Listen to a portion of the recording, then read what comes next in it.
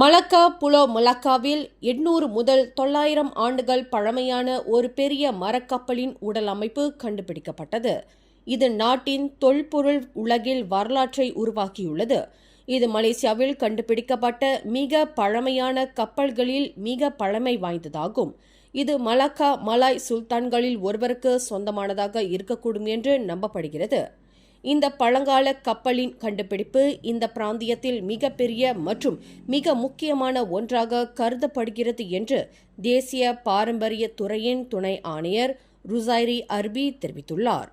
இந்த கப்பல் கிபி 1200 முதல் 1300 வரையிலான காலத்தைச் சேர்ந்தவை என்று நம்பப்படுகிறது. இதன் அமைப்பு மற்றும் உடலமைப்பு அளவு மலக்கா பேரரசின் மகத்துவத்தின் அடையாளமாக விளங்கும் புகழ்பெற்ற முண்டாம் பிராஹி கப்பலுக்கு கிட்டத்தட்ட ஒத்திருக்கிறது.